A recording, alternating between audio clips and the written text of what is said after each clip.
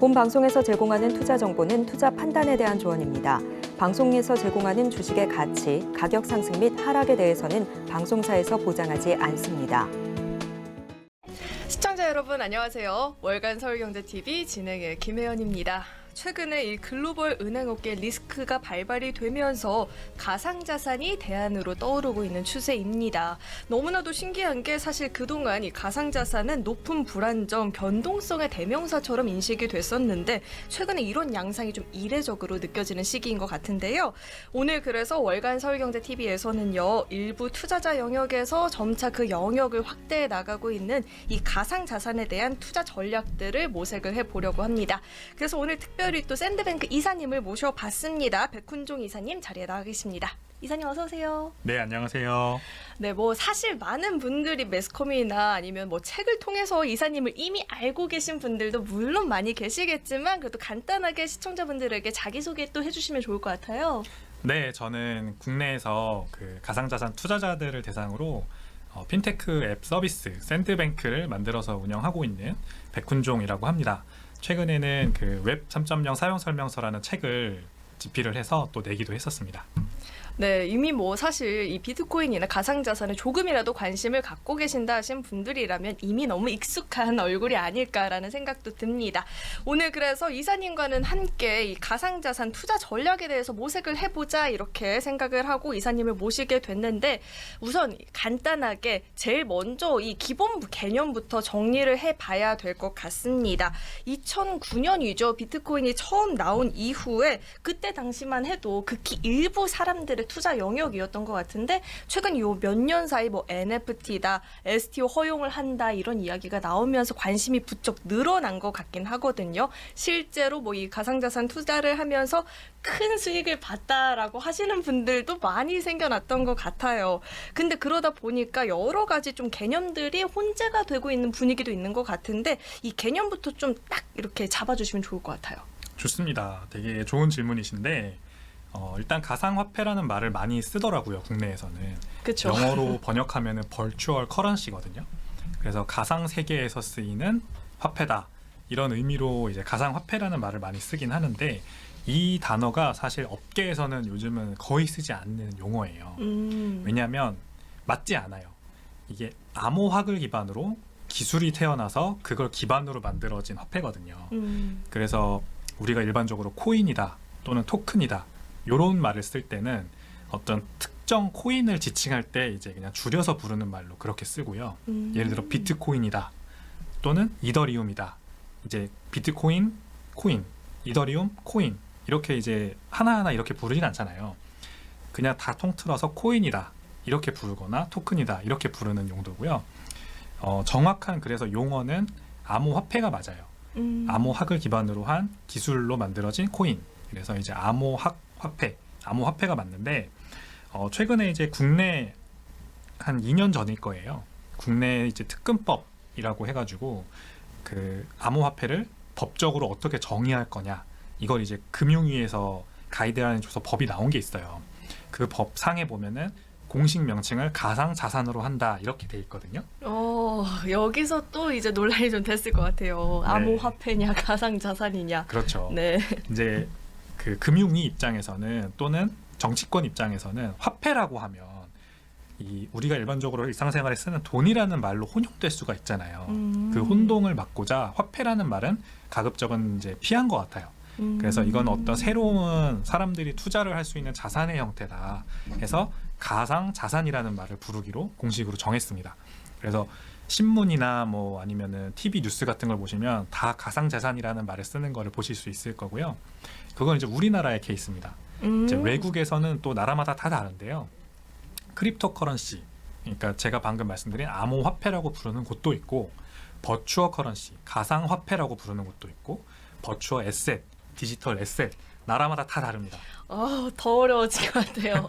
우리나라에서는 가상자산이다. 그래서 이렇게. 한마디로 딱 정리하자면 그래도 우리나라에서 부르는 호칭은 가상자산이 이제는 맞다라고 이렇게 이야기를 짚어주셨습니다. 근데요, 제가요 또 알아보다가 굉장히 흥미로운 기사를 하나 봤거든요. 빗선 경제연구소에서 글쎄 이 비트코인 가격이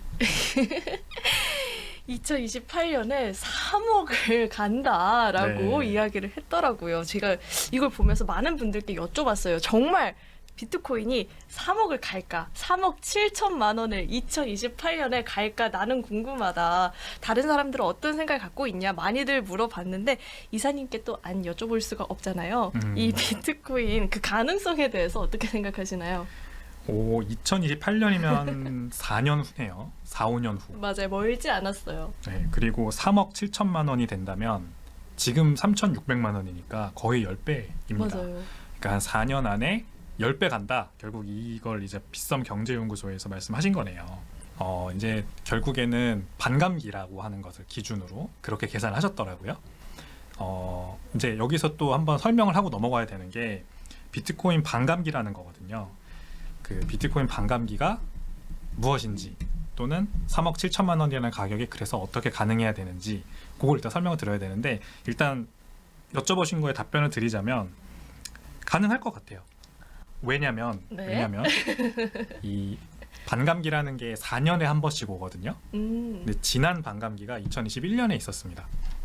2020년에 있었습니다. 2020년에 있었고 그로부터 2024년 지금 이제 다음 반감기가 내년 2024년에 오거든요. 그러면은 저희가 기억을 한번 떠올려 보면 비트코인 가격이 제일 높았을 때가 2021년 11월이에요.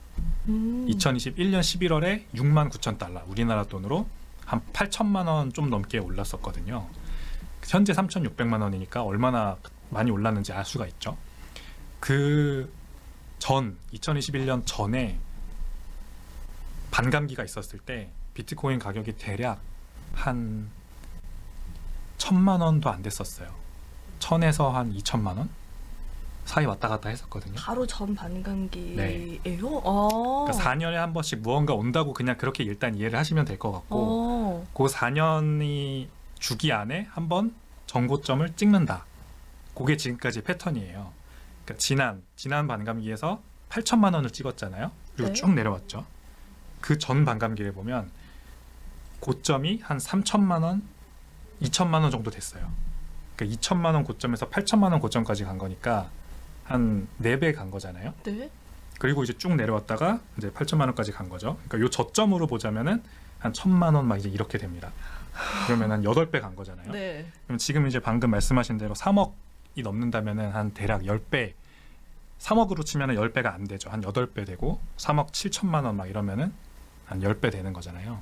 그러면은 지난 반감기에서도 한 8배 올랐으니까 이 다음 반감기에서도 지금 저점 대비해서 한 10배 갈 수 있다. 그냥 단순히 생각하면 이렇게도 가능하다는 거죠. 그러니까 지금 3,600만 원이니까 여기에서 한 10배 간다. 4년 있다가 그것도 충분히 예상해 볼 수는 있을 것 같아요.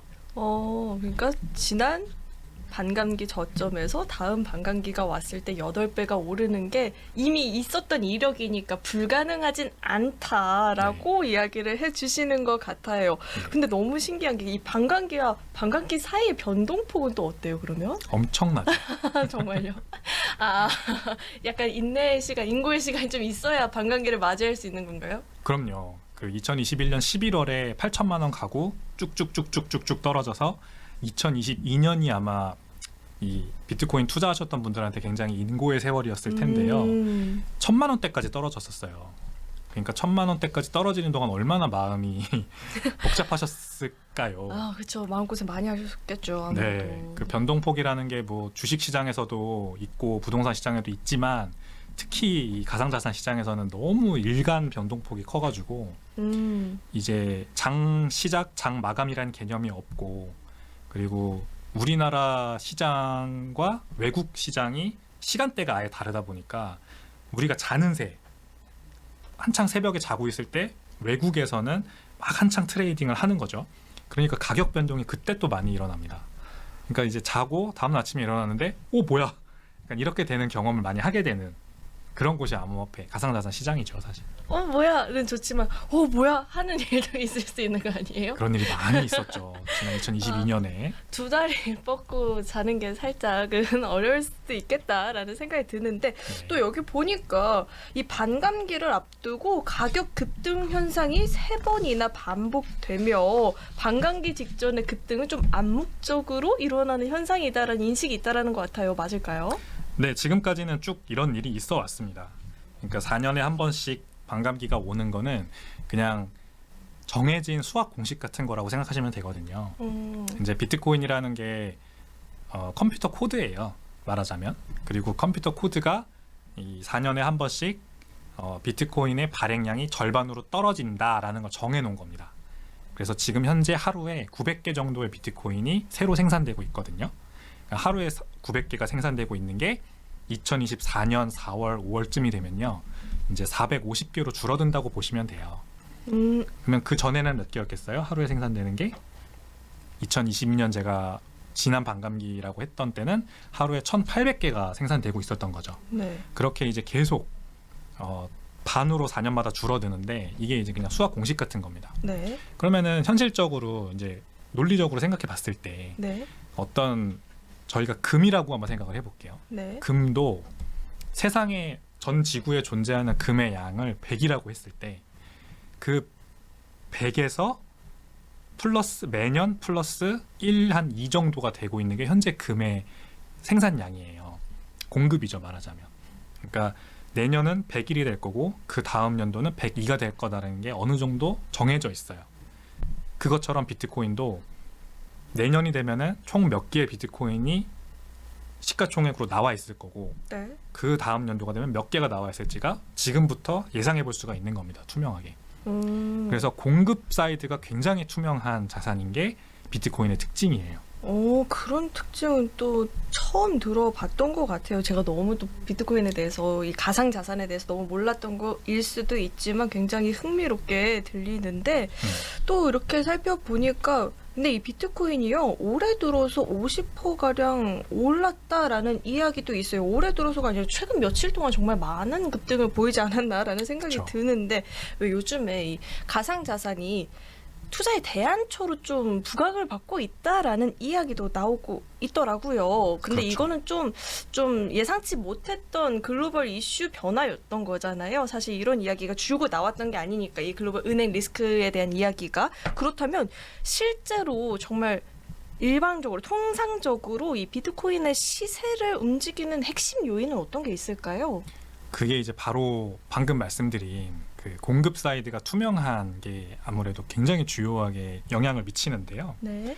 그러니까 이제 비트코인은 기업이랑은 완전히 다릅니다. 사실 우리가 기업이라고 하면은 매출과 영업이익이 발생하고 그 영업이익에 따라서 어떤 가치, 밸류가 정해지잖아요. 네. 근데 이제 비트코인은 그렇진 않지만 기업으로 한번 대입해가지고 비슷하게 계산을 해볼 수는 있어요.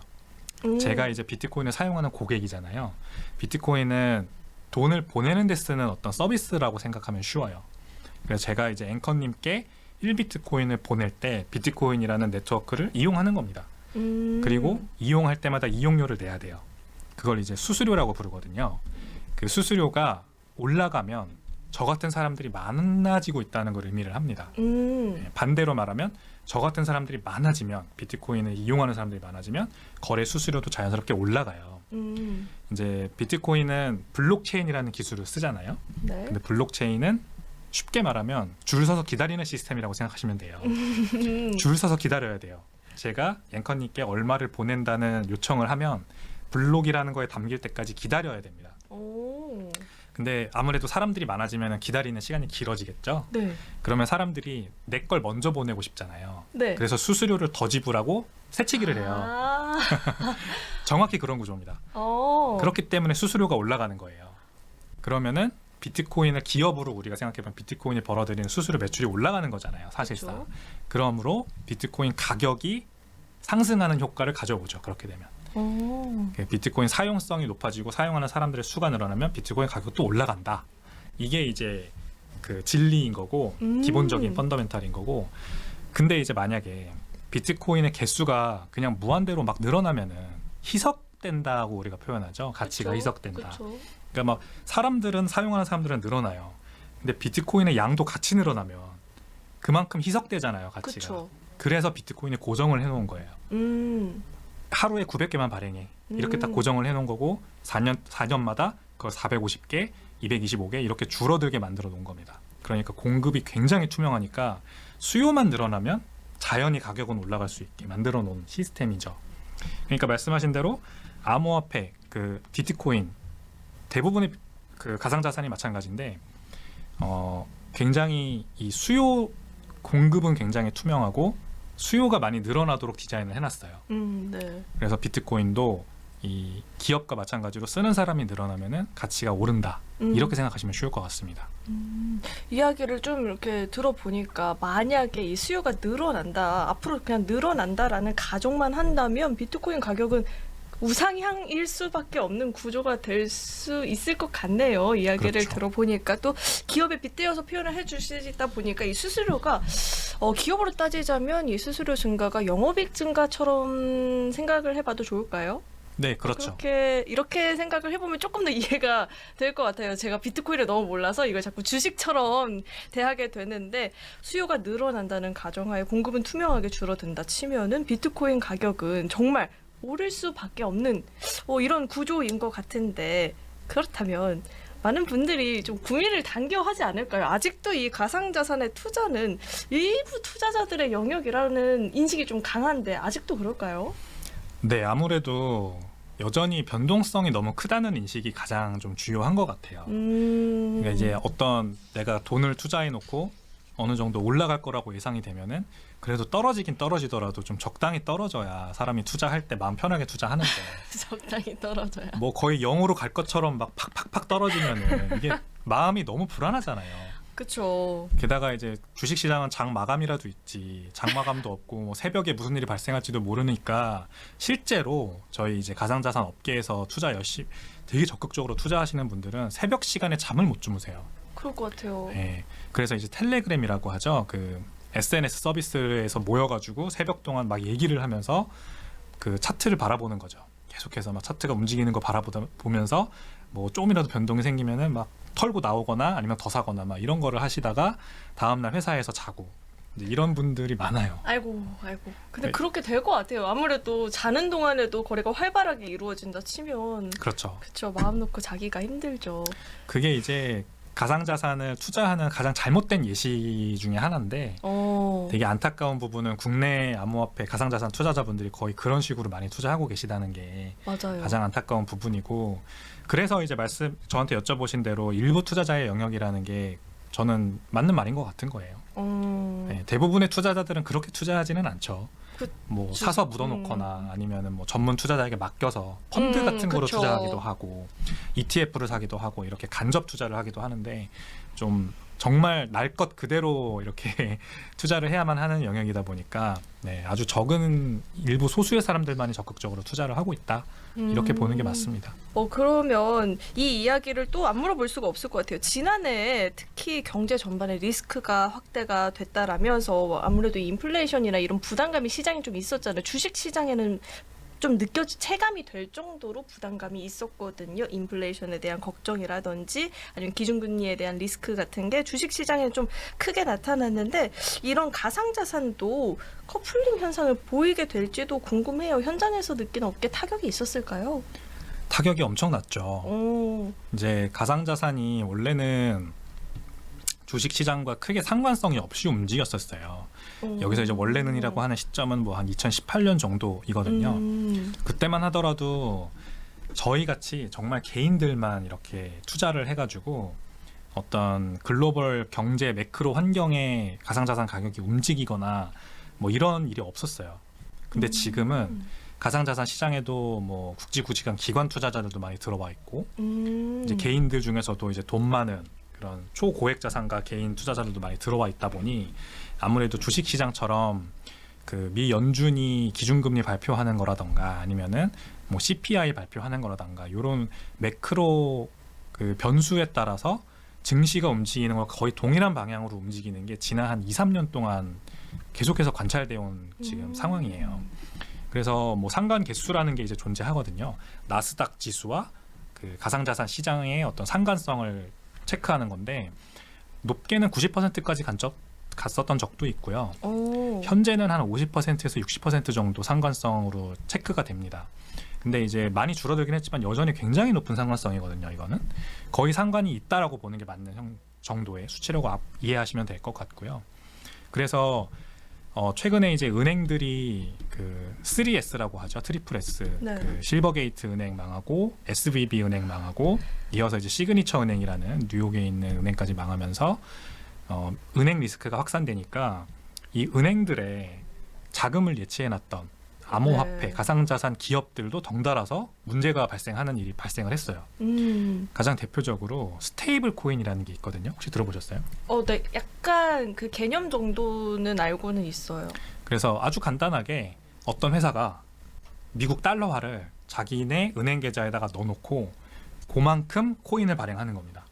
그래서 그 코인을 유통해서 이제 사람들이 쓰게 하고 이 달러는 여기 은행 계좌 있잖아요. 여기서 이자가 들어옵니다. 그 이자를 받는 게 이 회사의 매출인 거예요. 네네네. 그러니까 사람들이 많은 달러를 맡기고 코인을 발행할수록 이 회사는 매출이 커지는 구조인데 이 달러 중에 꽤 많은 양을 그 SVB 은행에다 넣어놓은 거예요. 이 회사가. 그래서 이 회사가 하마터면 큰일 날 뻔했습니다. 네. 그러니까 이제 이 회사가 만약에 그렇게 SVB 은행한테 돈을 못 받고 그랬으면은 이 회사에 달러를 맡기고 코인을 발행해가 사람들도 같이 그러니까. 망하는 건데 다행히 SVB 은행을 미국 정부가 구제해 주기로 했잖아요. 맞아요. 그래서 뭐 그 문제는 일단락이 됐죠. 그렇게 이제 다 연결이 돼 있는 것 같아요. 그러게요. 전통 금융시장과 이 가상자산 시장의 플레이어들이 다 밀접하게 연관돼 있어서 금융 리스크도 문제가 되고 있고 가상자산 시장은 또 그것과 상관없이 또 무슨 문제가 있냐면 이 모럴 해저드 이슈가 있어요. 도덕적 해이라고 하죠. 그러니까 주식시장은 모든 기업들이 다 투명하게 정보 공개를 주기적으로 해야 되지 않습니까? 네. 대주주가 만약에 지분을 팔았다 그러면은 네. 그게 다 드러나죠. 언젠가는. 근데 가상자산 시장은 그런 게 없습니다. 가상자산을 예를 들어 발행을 했는데 이거를 한 30-40%의 지분을 사간 어떤 대주주가 그거를 몰래 시장에다가 계속 팔아요. 그러면은 이건 분명히 매도 시그널이잖아요. 개인 투자자 입장에서 봤을 때. 그쵸. 알 수 있는 방법이 없는 거예요. 그러니까요. 어디에도 공개되지 않고 그걸 이제 나중에 다 팔고 나서 드러나는 경우가 많아요. 그럼 이제 개인 투자자들은 사실 뭐 당한 거죠. 그쵸. 속수무책으로 속수무책으로 당한 거죠. 해야 되는데. 그렇죠. 그래서 정보의 투명성이 굉장히 낮은 곳이 가상자산 시장이기 때문에 그게 이제 가상자산 시장의 문제입니다. 업계의 타격이 아마 들어보셨을 수도 있는데 FTX라는 거래소가 있었어요. 네. 작년 11월에 이제 파산했는데 업계에서는 굉장히 유명한 거래소였고 그 거래소 창업자도 아주 뭐 저명한 인물이었거든요. 네. 근데 이제 그 거래소가 이렇게 한 번에 한 방에 역사 속으로 사라질 줄은 아무도 예상을 못했고 그래서 이제 더 신뢰를 잃게 됐어요. 그 사태로 인해서 가상자산 시장에서 이렇게 사업을 하는 플레이어들은 규제가 없다 보니까 전부 다 이렇게 모럴 해저드에 빠져 있구나. 그러면 도대체 누굴 믿어야 하냐. 그러니까요. 이런 이제 문제가 아직도 해결되지 않고 있는 중입니다. 네, 그래서 더 타격이 크게 느껴진 것 같아요. 그 부분에 이런 잔존에 있는 리스크죠. 리스크 우리가 미리 알 수 없다는 거. 개인 투자자들이 방어에 나서기가 참 어렵다라는 리스크가 있는 것 같은데 개선 방안이나 이런 건 전혀 제시가 되고 있는 게 없는 건가요? 아무래도 이제 미국이나 금융 선진국들에서는 가상자산 관련 규제를 빨리 도입하려는 움직임들이 거세지고 있고요. 네, 이제 국내에서도 가상자산 사업자들을 계속해서 범위를 확대해가지고 이 규제 안에서 사업할 수 있게 하려는 그런 움직임들은 있습니다만 아직까지 좀 나오지 않고 있는 상황이긴 하죠. 결국 규제인 것 같아요. 그 투자를 하는 투자자 입장에서는 내가 뭘 사고 있는지, 뭐에 투자하고 있는지를 정확하게 알아야 되는데 네. 그게 없는 상태에서 투자를 하다 보니까 자꾸 피해자가 양산되고 사업자들이 모럴 해저드에 빠지는 것 같다. 그래서 그 증권처럼 진짜 주식이나 뭐 아니면 다른 형태의 증권처럼 네. 좀 많은 정보가 투명하게 공개되는 규제가 빨리 나오는 게 가장 좋은 방법인 것 같습니다. 네, 뭐 이런 가상자산 관련한 리스크 이야기를 듣더라도 그래도 국내에서 이 루나나 테라 사건이나 최근에 뭐 이 위믹스 코인 이야기만 생각해 보더라도 정말 가상자산은 위험 자산처럼 느껴지거든요. 그런데 이번에는 정말로 또 의외로 안전 자산처럼 부각이 되면서 또 비트코인이 급등을 보였잖아요. 이건 또 어떤 메커니즘일지 궁금합니다. 일단은 말씀하신 그런 위믹스 같은 코인들은 좀 비트코인하고 기본적으로 달라요. 우리가 가상자산이라고 이렇게 한 뭉퉁거리로 생각하면 안 되고 구별을 할 수 있어야 되는데 가장 크게 두 가지로 나눈다면 상품과 증권으로 나눌 수 있을 것 같아요. 상품은 우리가 일반적으로 영어로는 커머디티라고 하는데 금이나 아니면은 석유, 뭐 구리 이런 이제 원자재 느낌이 나는 그런 것들을 우리가 상품이라고 하고 실제로 미국에서는 이제 시카고 상품거래소에서 해당 상품들이 거래가 되죠. 네. 그리고 주식 대표적인 거, 주식 채권 또는 파생 상품 이런 증권들은 이제 SEC라고 해가지고 미 증권거래위원회에서 관할하는 증권거래소에서 다 거래가 됩니다. 그래서 이제 우리가 일반적으로 알고 있는 나스닥 거래소, NYSE 거래소 이런 데들에 다 그런 증권, 주식들이 거래되는 거죠. 가상자산도 약간 증권성을 띠는 가상자산들이 있고요. 상품성을 띠는 가상자산들이 있어요. 저는 비트코인을 대표적으로 상품성을 띠는 자산이라고 생각을 하고요. 방금 말씀하신 위믹스 같은 거를 대표적으로 증권성을 띠는 가상자산이라고 생각을 합니다. 그러면 이제 우리가 판단하기 쉬워지죠. 우리가 일반적으로 주식이라고 하면 분기에 한 번씩 정보 공개가 투명하게 이루어지는 게 이제 반드시 법으로 그렇게 해야만 하는 건데 그러면은 위믹스 같은 증권성을 가진 코인들은 그렇게 하고 있느냐를 보면 되거든요. 만약 그렇지 않다면 이제 앞으로도 그런 비슷한 코인들은 조금 문제가 있을 수 있다라는 거를 한번 생각해 볼 수 있고 상품성을 띠는 거는 그런 정보 공개가 필요가 없습니다. 제가 아까 말씀드린 것처럼 비트코인은 4년에 한 번씩 발행량의 반으로 줄어드는 게 다 정해져 있어요. 네네네. 누가 결정하는 주체가 없습니다. 그러므로 우리는 그냥 이게 과연 사람들이 많이 쓸만한 어떤 상품인가만 고민하면 되는 거거든요. 이제 금 투자할 때도 그렇게 우리가 느끼잖아요. 네네네. 경기가 안 좋아지고 있어. 안전자산이 필요해. 금이 왠지 잘 될 것 같아. 그래서 사잖아요. 네네네. 금을 뭐 갑자기 외계에서 외계인이 나타나서 없던 금 광산을 발견해가지고 금 발행량이 막 2배로 늘어날 거라고 아무도 걱정하지 않죠. 그렇죠. 그게 이제 금의 장점인데 비트코인도 똑같이 생각하면 됩니다. 그래서 그렇게 두 개를 한번 구별해서 보면 좋을 것 같고, 그래서 이제 가상자산은 상품성, 증권성 이렇게 나눠서 증권성이 있는 가상자산들은 빨리 규제가 도입되고 정보 공개가 투명하게 이루어져서 투자자 피해를 막아야 그런 문제가 최소화될 거고, 상품성 있는 코인들은 상품이라고 정의를 해주고 자유롭게 거래되게 해주고 그럼에도 이제 그걸 다루는 거래소 같은 사업자들한테는 어떤 의무를 부과해서 고객 보호 측면에서 의무를 부과해서 좀 시장을 성숙하게 만들어주는 그런 제도가 필요하다. 이렇게 정의할 수 있습니다. 여기서 또 듣다 보니까 이 코인도 다 같은 코인이 아니다라는 포인트가 굉장히 중요했던 것 같아요. 그리고 또 그렇게 하니까 좀 궁금해지는 게 이 비트코인이 상품성 특성을 좀 띠고 있다라고 이야기를 해주셨잖아요. 그럼 정말로 이 비트코인이 안전자산의 이 반열에 오를 수 있다는 그 관측에 좀 어떻게 의견을 갖고 계실까요? 저는 그렇게 될 거라고 믿고 있어요. 오. 안전자산이라고 하면 우리가 제가 지금 만약에 은행에 한 1억 원을 갖고 있다고 가정을 해볼게요. 그 은행이 위험하다는 걸 알게 됐어요. 네. 그래서 그 1억 원을 인출을 하겠죠. 다른 은행은 뭐가 있을까 알아볼 거 아니에요. 근데 은행은 이제 더 이상 못 믿겠는 거예요. 그리고 그 문제가 어떻게까지 발전을 하냐면 한국은행이 위험하다까지 이렇게 발전을 해요. 한국 경제가 문제가 있다. 그러면 제가 원화로 1억 원을 갖고 있는 것보다는 뭐 달러나 좀 더 안전한 화폐로 바꾸는 게 유리하잖아요. 그렇죠. 그렇게 지금 가지고 있는 자산을 조금 더 안전한 것으로 바꾸고 조금 더 안전한 것으로 계속해서 바꿔나가다 보면 궁극적으로 제일 위에 있는 게 안전자산이거든요. 그렇죠. 지금은 달러죠. 그렇죠. 모든 국가들이 다 달러로 바꾸고 싶어 하죠. 자기 돈을 달러로. 그래서 이제 달러가 지금은 안전자산인데 달러가 그러면 언제까지 안전할까? 가 이제 제 관심사예요. 저는 달러도 위험할 수 있다고 생각을 하거든요. 물론 네. 장기적으로이지만 네. 지금처럼 이렇게 미국이란 나라의 부채가 30경 원을 넘어가지고 끊임없이 늘어나고 있고 그 지금 긴축을 좀 해가지고 이렇게 QT죠. 퀀티테이티브 테이퍼링을 해서 유동성을 축소하고 있는데 그것도 얼마 못 가서 지금 이제 만약에 이번에 목요일 날 하는 FOMC에서 아예 금리 인상을 안 하거나 아니면 금리 인하 기조로 간다면 한 뭐 1년이나 2년도 안 돼가지고 다시 유동성을 푸는 양적 완화 기조로 가는 거잖아요. 그러면 또 이제 정부 부채가 늘어나겠죠. 네. 그러니까 부채로 부채를 막는 이 기본적인 구조가 계속해서 끊이지 않고 커지기만 한다면 사람들은 결국에는 달러도 못 믿겠다 이런 시기가 언젠가는 올 수밖에 없어요. 지금처럼 이제 외국에서 미국이란 나라에 너무 신뢰가 크다 보니까 달러로 발행된 달러가 적혀져서 발행된 미국 채권을 어떤 국가든지 다 사고 싶어 하고 그래서 이제 국채에 대한 어떤 수요가 마르지 않는다면 달러는 계속해서 궁극의 안전자산의 위치를 유지하겠죠.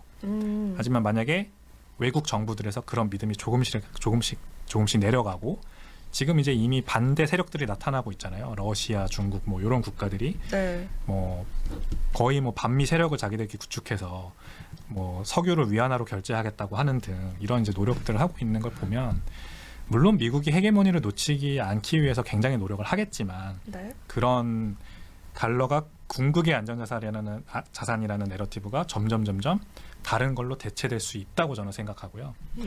아예 주인이 없는 무언가 가장 대표적으로 금. 근데 금보다도 더 뛰어난 어떤 성질을 지닌 비트코인이 굉장히 그 궁극의 안전자산의 위치를 차지하게 될 가능성이 크다고 저는 생각을 합니다.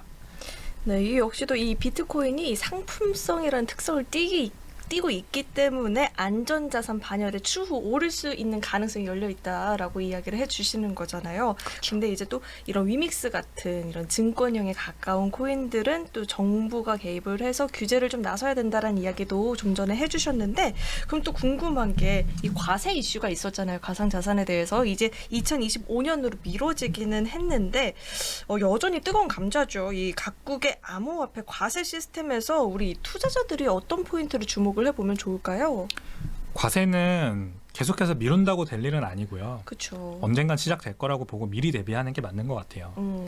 그래서 종합소득세를 낼 때 이제 기타 소득으로 분류해서 가상자산을 과세하게 될 건데 2025년부터요.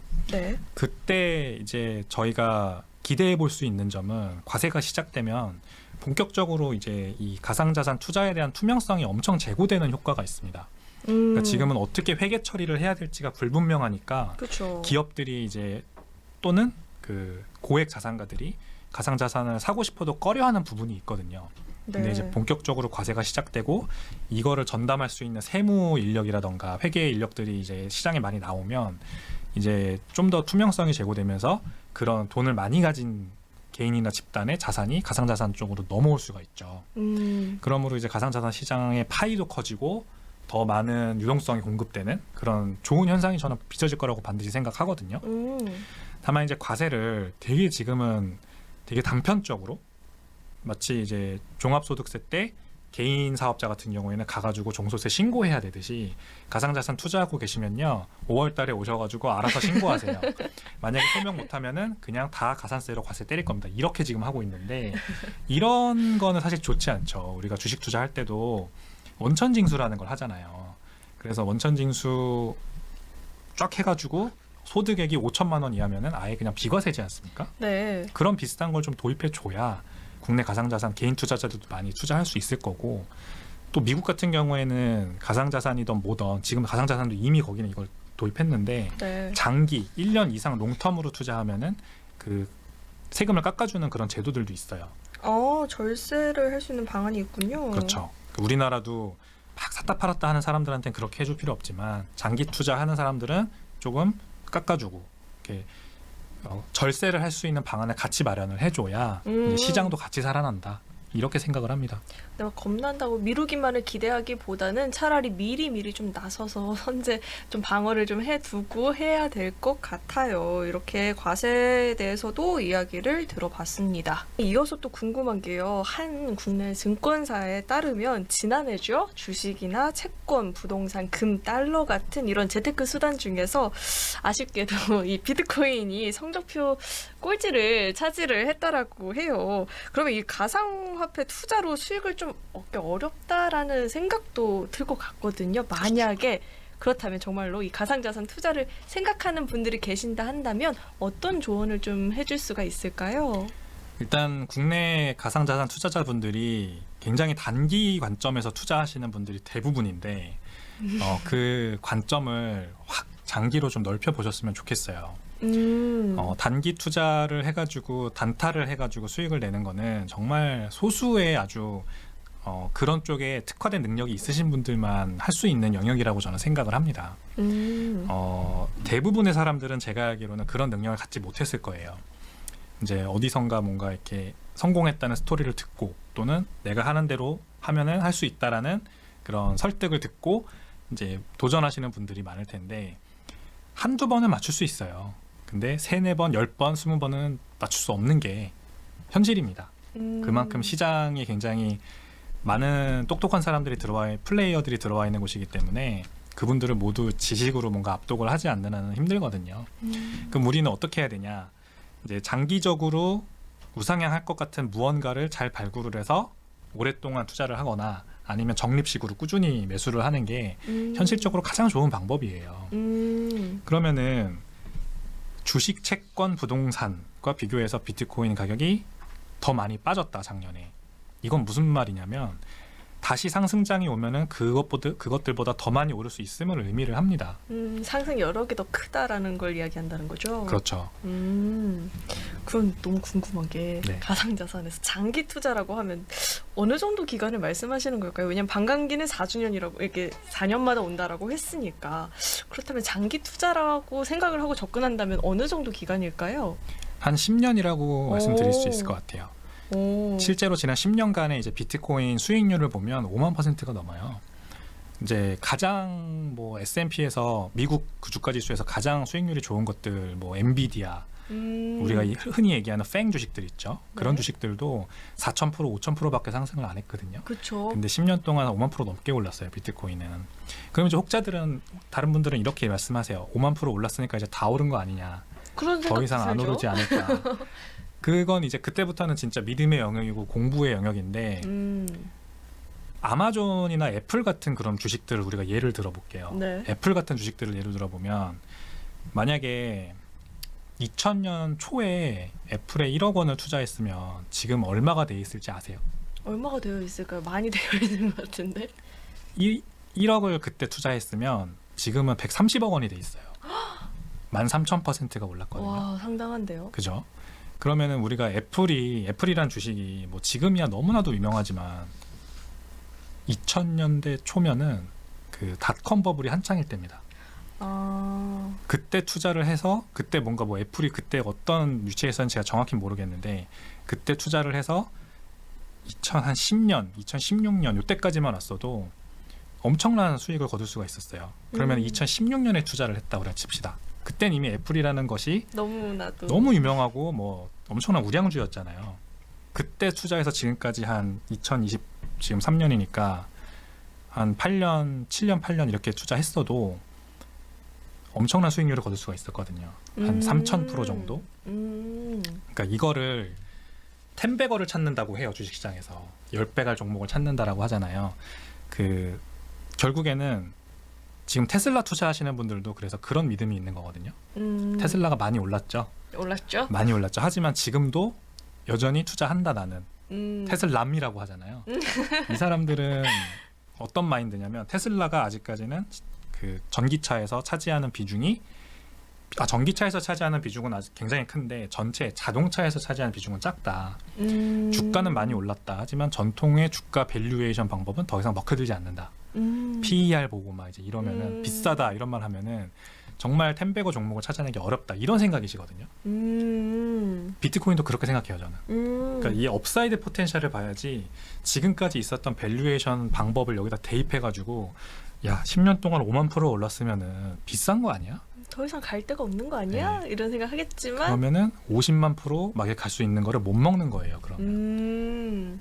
앞으로의 상승 여력을 좀 더 초점을 두고 봐야 된다. 믿음을 그렇죠. 갖고 이렇게 맞아요. 이야기를 해주셨는데 이렇게 너무 재밌게 들었어요. 전 가상자산의 이야기를 이렇게 어렵지 않게 들어본 경험이 없는 것 같은데 듣다 보니까 굉장히 흥미로운 이야기도 많고 너무 좋았는데 저희가 이사님을 여기까지만 듣고 보낸다면 많은 분들이 화를 낼 것 같아요.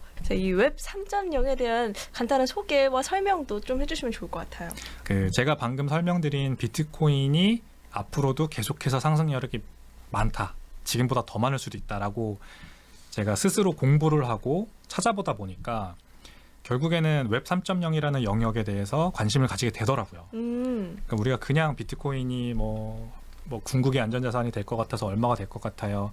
이러면은 한 10배, 20배 정도 가격 오르고 끝날 거예요. 근데 그게 아니라 넥스트 인터넷, 다음 인터넷 세상에서 사용될 어떤 주축이 될 거다, 주축 기술이 될 거다 이렇게 얘기하면 그러면 이제 애플 같은 정말 기하급수적인 성장, 네. 20년에 걸친 그게 가능한 거거든요. 애플처럼 비트코인도 인터넷, 우리가 인터넷이라고 하면은 지금은 뭐 당연하게 인터넷 다 누구나 쓰지만 네. 2000년 닷컴 버블 있을 때만 해도 인터넷이라는 게 굉장히 생소한 기술이었어요. 그렇죠. 그래서 거품이 형성된 거잖아요.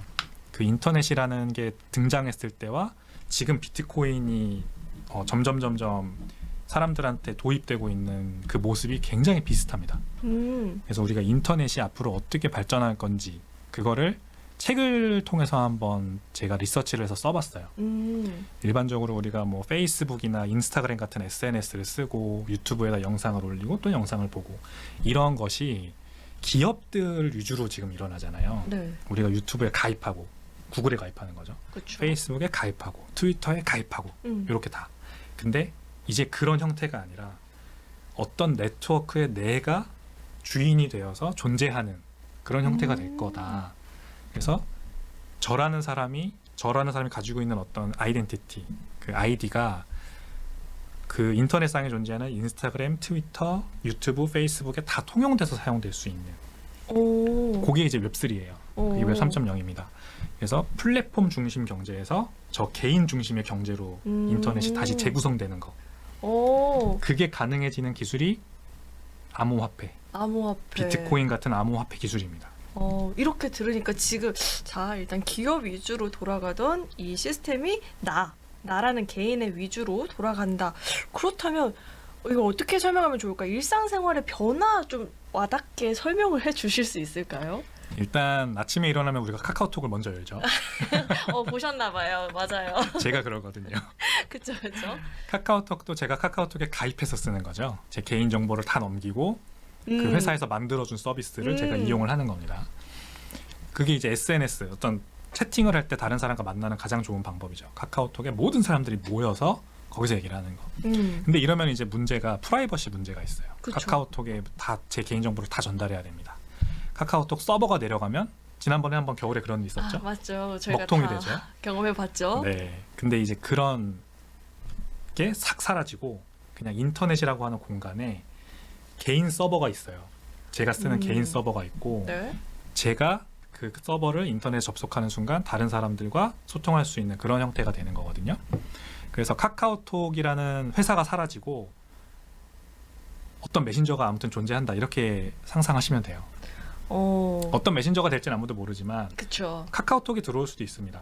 물론 이제 카카오톡은 웹2 기업이기 때문에 그 헤게모니를 놓치기 싫어하겠죠. 근데 어떤 새로운 기업이 될 수도 있고 개인이 될 수도 있고 메신저를 만들어서 이 인터넷에 떡 올려놓으면 제가 개인 서버를 가지고 거기에 접속을 해서 로그인을 하고 다른 사람들과 소통할 수 있는 겁니다. 그 어디에도 로그인을 하지 않고. 그렇게 되면 개인 정보에 대한 일단 이런 것들의 보호는 확실하게 이루어질 것 같네요. 이루어지죠. 예. 이런 생활이 정말 빠른 시일 내에 다가올 거라고 생각하시나요? 그렇죠. 저는 그 변화를 지금 보고 있고 사람들이 이제 더 이상 그렇게 순종적이지 않다고 저는 생각하거든요. 맞아요. 물론 편한 거는 좋아요. 편한 건 좋아서 사람들이 편한 거를 쓰겠지만 예를 들어서 저희 어머니는 마트에 가서 비누를 그 대규모로 구매를 하셨어요. 그래야 네. 싸니까. 네. 근데 요즘 사람들은 의미 부여를 합니다. 음. 그냥 싼 것만 찾지 않고 Z세대들은 이 비누를 사면은 사회에 어떤 공헌을 하냐 뭐 이런 것들을 따져보고 이제 사거든요. 네.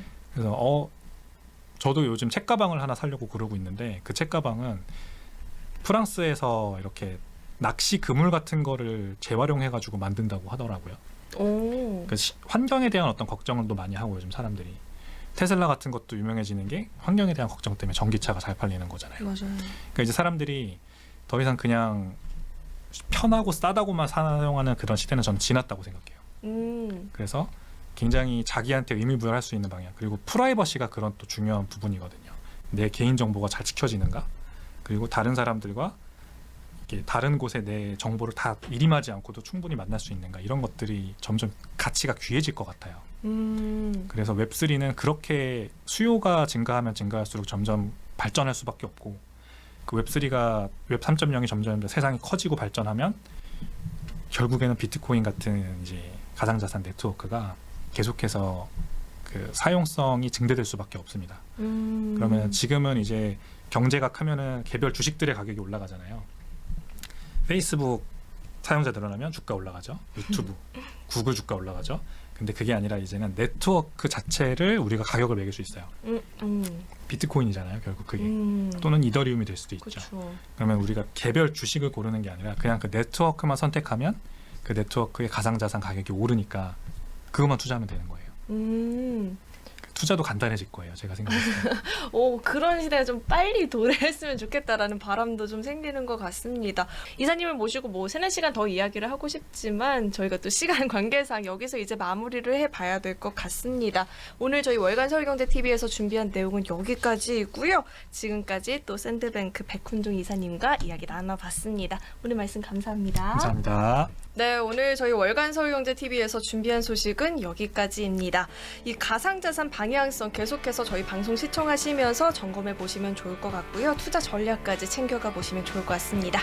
네, 오늘 저희 방송 끝까지 시청해 주신 여러분 고맙습니다.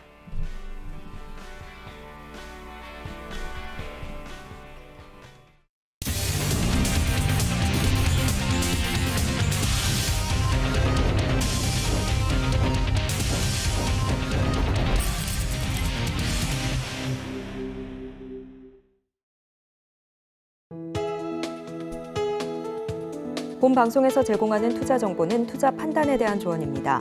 방송에서 제공하는 주식의 가치, 가격 상승 및 하락에 대해서는 방송사에서 보장하지 않습니다.